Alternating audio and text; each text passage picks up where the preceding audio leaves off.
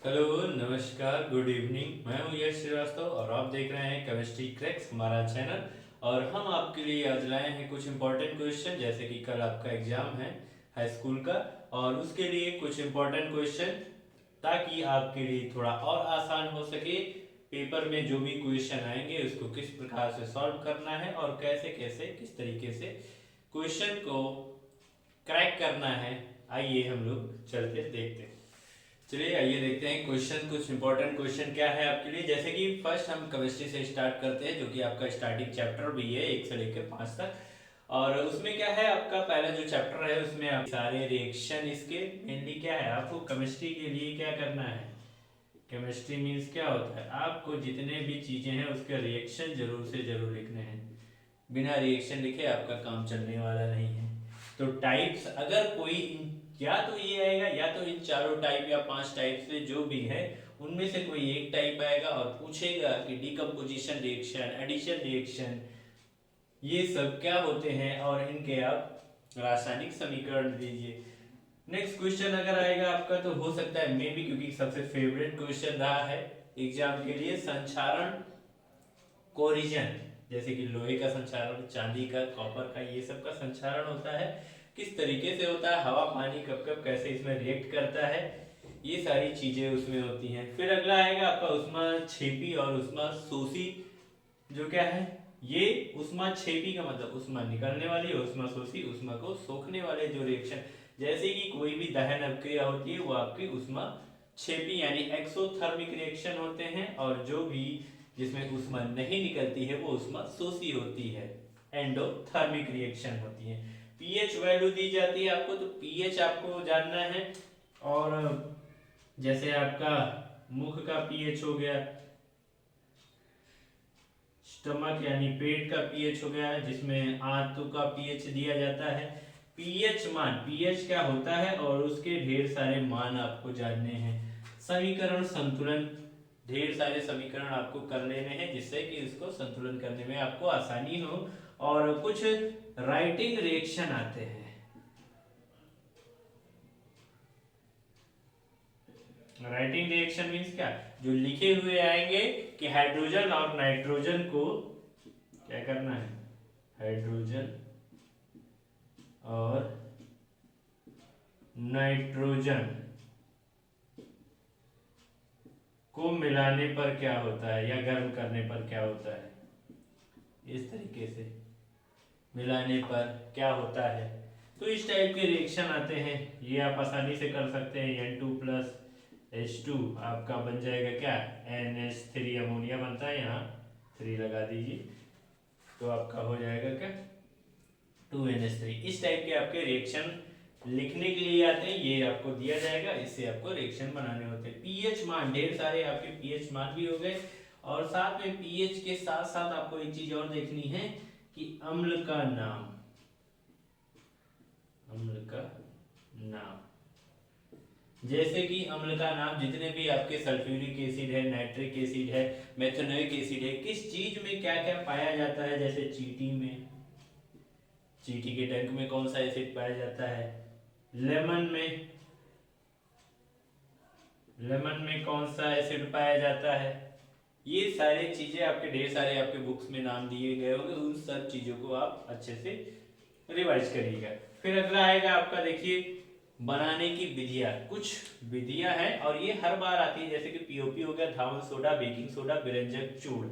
ये 3 से 4 आपके प्रोडक्ट हैं जो हर बार, इन चारों में से या एक आधा और कोई ले लीजिए, जैसे चूना हो गया, तो कोई ना कोई एक बनाने के। और इसमें सबसे अच्छी बात क्या है, 4 4 5 5 नंबर के आपके क्वेश्चन आते हैं। एक रिएक्शन, 2 रिएक्शन जो आपकी बुक में दिए गए हैं वो रिएक्शन तो आपको करने ही करने हैं। केमिस्ट्री का सिद्धांत है कि आपको रिएक्शन एक तो जरूर लिखना है, क्योंकि अभी हाई स्कूल का है तो एक ही है, बाद में और ढेर सारे आपको मिलते रहेंगे। इस तरीके से बेकिंग सोडा, व्यंजक चूर्ण, इन सब के बनाने की विधियां, साथ में आपको उपयोग लिखना है, क्या काम आता है, ये सारी चीजें आपको करनी है।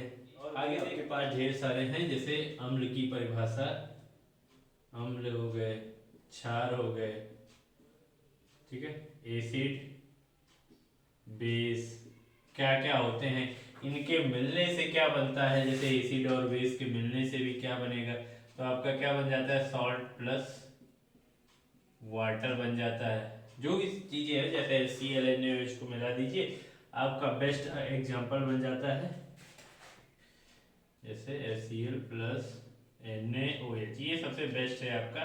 ये आपका एसिड है, ये आपका बेस है, क्या बन जाएगा, Na के साथ Cl रख लीजिए, ये आपका सॉल्ट बन गया, कोई भी चीज बनेगी, और H2O बन जाएगा वाटर, ये बन जाता है रिएक्शन। अम्ल की परिभाषा, क्षार की परिभाषा, उसके बाद आएगा आपका एक इंपॉर्टेंट क्वेश्चन, मिश्र धातु। ये भी काफी इंपॉर्टेंट है, तो पढ़ना तो आपको हर एक चीज है, लेकिन कुछ ऐसे क्वेश्चन जो हर बार लगभग लगभग आते हैं। क्या होती है मिश्र धातुएं, मतलब दो तीन धातुओं को मिलाकर एक अच्छी सी और धातु बना दीजिए, और इनका फायदा क्या होता है, ये सबसे बढ़िया काम में आती है कि ये संक्षारण के प्रति अवरुद्ध होती है, मतलब इनमें संक्षारण नहीं हो पाता है। कोई भी चीज जैसे पीतल हो गया, कांसा हो गया, ये सब मेटल जो होते हैं आपके बनते हैं, स्टील हो गया, स्टेनलेस स्टील, और इनके क्या आपको कंपोजिशन कंपोजिशन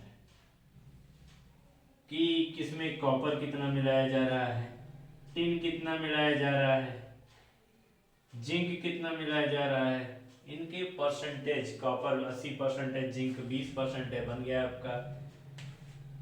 और ढेर सारे जैसे गन मेटल हो गए, स्टेनलेस स्टील हो गए, इन सारी चीजों के आपके कंपोजिशन याद रखने हैं कि परफेक्टली, क्योंकि ये एक नंबर की क्वेश्चन आपके कंफर्म सी बात है आ जाएंगे, क्या पता ऐसे 4-5 नंबर में भी आ जाए और उसमें पूछ लिया जाए कई धातुओं का कंपोजिशन कि क्या क्या मिलाने से क्या क्या नई चीज बनती है। और साथ में आपके जो 20 नंबर के क्वेश्चन हैं ऑप्शनल, 20 नंबर के जो क्वेश्चन आपके ऑप्शनल होते हैं, इनको काफी ध्यान से आपको हर एक चैप्टर से बारीकी से आपको करना है, क्योंकि ये 20 नंबर आपका परसेंटेज बहुत ज्यादा गेन करेंगे। आगे और ढेर सारी चीजें हैं, जैसे कि देख लेते हैं हम लोग क्या है। कारण बताओ, क्वेश्चन कुछ आपके पास आएंगे, कारण कारण स्पष्ट कीजिए। अब ये क्वेश्चन कारण स्पष्ट कीजिए, अगर जैसे कारण कुछ भी हो सकता है कि लोहे की अगर कोई धातु है या आयरन है, उसको धूप में या पानी में रख दिया जाए तो क्या होगा, चांदी को कुछ टाइम के लिए खुला रख दिया जाए तो क्या होगा, कॉपर जैसे खुला है कुछ टाइम के लिए क्या होगा, किसी खाने के पैकेट को ओपन कर दिया जाए तो उससे क्या दिक्कत होगी, जैसे कि विकृत गंधितता होती है, रेसिडिटी संक्षारण में ही आपका आ जाता है, उसकी वजह से क्या चीजें होती हैं, तो कारण स्पष्ट कीजिए। हाँ, कारण ऐसे भी आ सकता है कि किसी यौगिक में हम कुछ गैस मिलाते हैं तो उससे क्या होता है, ये सारे कारण आपको देने पड़ते हैं। धातु कर्म हो गया, एक क्वेश्चन इसी में आ जाएगा, क्या धातु कर्म। धातु कर्म क्या है, अयस्क खनिज और ढेर सारी चीजों से आपके जो अलग अलग धातुएं बनाई जाती हैं, या अयस्क हो गए, खनिज हो गए, ये भी आपके काफी इंपॉर्टेंट क्वेश्चन है। अयस्क, ये धातु कर्म मतलब क्या, धातुओं की साफ सफाई करना। अयस्क हो गए, खनिज हो गए, खनिज क्या होता है, अयस्क क्या होता है, और जिसे कहते हैं, ये सारे आपके इंपॉर्टेंट क्वेश्चन। कुछ और भी इंपॉर्टेंट क्वेश्चन है, जैसे कि उसको देख लेते हैं। देखिए, कार्बन, जो कि आपका मेन फेवरेट वाला चैप्टर है, कार्बन एंड इट्स कंपाउंड, उससे बनने वाले यौगिक। अब यौगिक में क्या है आपका, मेथेन है, एथेन है, और लगभग डेकेन तक सारी चीजें जाने जितने भी चीजें हैं, मेथेन, एथेन, प्रोपेन, ब्यूटेन, इनके नाम साथ में आपको क्या काम करना है, IUPAC नेमिंग, ये आपको ध्यान से करना है, ज्यादा नहीं, 2 से 3 नंबर में आने की संभावना है, और साथ में किसमें, आपके ऑप्शनल में तो जरूर आने की संभावना है। यहाँ 1 से 2 क्वेश्चन संभावनाएं होती हैं कि आपके ऑप्शनल में पूछ लेगा कि इस कंपाउंड का या इस यौगिक का आपका IUPAC नाम क्या है। कार्बन से बनने वाले कार्बन, देखिए एक इसकी चीजें हमने बताई थी, इसमें क्या होती है, टेट्रावैलेंसी, टेट्रावैलेंसी चतुर संयोजकता। संयोजकता तो इसकी दो होती है, या इसे चतुर संयोजकता, कायरल टेट्रावैलेंसी, चार लोगों से अलग अलग जुड़ सकता है। ये इसकी सबसे बड़ी प्रॉपर्टी होती है। कार्बन, उसके गुणधर्म हो गए, ये अलग अलग धातुओं से क्रिया कर सकता है, अलग अलग अधातुओं से क्रिया कर सकता है, किसी भी चीज से क्रिया करके ये अलग अलग अपनी टेंडेंसी बना सकता है। कार्बन के ढेर सारे आपके उपयोग हैं अलग अलग, जैसे कि क्या, आपके मीथेन हो गए, CH4 C2H6, एथेन हो गए C3H8। इनका फार्मूला भी क्या होता है, जैसे आपको पता है कि फार्मूला जब भी कैसे, देखिए इसमें, हाँ, जो कि संतृप्त होते हैं, संतृप्त हाइड्रोकार्बन क्या होता है, संतृप्त हाइड्रोकार्बन। सिंगल बॉन्ड वाले जितने भी लंबी चौड़ी एलिफैटिक संरचना, एलिफैटिक क्या होती है, एक लंबी श्रृंखला जो होगी वो आपकी संतृप्त हाइड्रोकार्बन की तो होगी, लेकिन साथ में एलिफैटिक भी होगी। एरोमेटिक अगर कोई आता है तो जैसे घेरा ये बन जाता है, और साथ में उसमें डबल बॉन्ड भी होने चाहिए। ऐसे सिंगल अगर घेरा आ गया जैसे ये, तो इसमें कुछ नहीं होगा। अब ये क्या है, साइक्लो, अगर इसका नामकरण करना हो तो क्या, साइक्लोहेक्सेन हो गया, लेकिन ये साइक्लोहेक्सेन नहीं, बेंजीन रिंग है, क्योंकि इसमें डबल बॉन्ड लगा हुआ है एक अल्टरनेट कॉलम के साथ, जैसे ये साइक्लोब्यूटेन। बट अगर इसी में डबल बॉन्ड लगा देंगे तो ये एरोमेटिक हो जाएगा। और ये सब क्या है, एलिफैटिक, एक खुली श्रृंखला है विद अ सिंगल बॉन्ड। संतृप्त, असंतृप्त अगर क्या होगा, इसी में लगा दे असंतृप्त, कोई भी डबल बॉन्ड वाली चीजें, जैसे कि ये नहीं, ये एरोमेटिक है।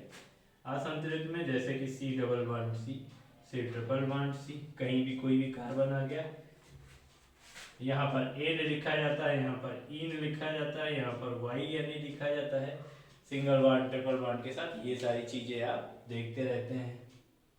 कुछ और जो आपके ढेर सारे चीजें हैं, आप पूरा बुक एकदम खंगाल दीजिए, कुछ बचे ना, ताकि आपके जो नंबर हैं 60 to 70 के बीच में, 70 आपका रिटर्न है, 30 तो आपको प्रैक्टिकल में मिलेगा, बट कुछ भी बचना नहीं चाहिए। खास तौर पे ये रिएक्शन वाले क्वेश्चन हो, फिजिक्स केमिस्ट्री में यही बच्चे भागते हैं क्योंकि उनको रिएक्शन ना करना पड़े, फिजिक्स में सवाल ना लगाना पड़े, बायो में लिखना है तो अच्छे से लिखते चले जा रहे हैं। ये गलतियां होती हैं जो आपके नंबर को ड्रेन करते हैं। जैसे पीरियोडिक टेबल से आपका दिया जाएगा कि जैसे कि आपके S P D F block है, तो आपको इतने सारे ब्लॉक की जरूरत नहीं पड़ेगी। मेनली क्या है, S ब्लॉक में अगर कोई तत्व है तो उसका क्या है, इलेक्ट्रॉनिक विन्यास या तो पूछा जा सकता है, इलेक्ट्रॉनिक विन्यास पूछा जा सकता है। P के आपके जैसे कि carbon, nitrogen, oxygen, helium, neon, argon. हाँ, एक चीज और है, पीरियोडिक टेबल से याद है कि जो आपकी अक्रिय गैसें हैं, अक्रिय गैसें हैं, इनके बारे में भी पढ़िएगा, क्योंकि पूछ लेता है कि अक्रिय गैसें हैं, इनके उपयोग क्या है, क्या क्या संभावनाएं हो सकती हैं, किन चीज़ों में कौन सी गैसें यूज की जाती हैं। ये सारी अक्रिय गैसें या नोबल गैस, उत्कृष्ट गैसें कई नाम से जानी जाती हैं, इनके बारे में आपको बताना है। या आ जाए चार ऑप्शन में से कि निम्न में से कौन सी अक्रिय गैसें हैं, तो आपको अगर पढ़े हैं तो ही आप आसानी से इसको लगा सकते हैं। तो जितने भी 1 से लेकर 20 तक, इतने ज़्यादा जरूरी है, और ज़्यादा याद कर सकते हैं तो करते रहिए, उसकी दिक्कत नहीं है। जितने भी आपके 1 से 20 तक के तत्व हैं, इनके आपको एटॉमिक नंबर और एटॉमिक वेट, ये सब याद होने चाहिए, मतलब क्रमांक और भार, ये सब याद होने चाहिए। कहीं से कुछ भी पूछ सकता है, और 1 से 20 नंबर में तो ये सब क्वेश्चन की संभावना सबसे अधिक होती है। फिर आगे आप देखेंगे अगर बायो पार्ट की बात की जाए, बायो में आपका सबसे बेस्ट आता है पाचन तंत्र, साथ में पाचन तंत्र हो गया, एंजाइम हो गए, कहाँ कहाँ कौन कौन से एंजाइम पाए जाते हैं, ये सारी चीजें, और इनका क्या फिगर बनाने को आ सकता है, चित्र बनाइए और उसमें सब कुछ दर्शाइए। अब पूरा क्या शरीर का पूरा ऊपर से लेकर मुंह से लेकर आपकी ग्रास नली, अमाशय, छोटी आंत, बड़ी आंत, इंटेस्टाइन, एनस तक सब कुछ आपको पूरा डिटेल में एक एक चीज पार्ट को बना देना है। पाचन तंत्र आता है और इसी में आपका आता है उत्सर्जन तंत्र, सर्जन तंत्र, इसके बारे में आपको फुल डिटेल चाहिए। इसका चित्र भी आपको बनाना पड़ सकता है, जैसे कि किडनी के लिए आपको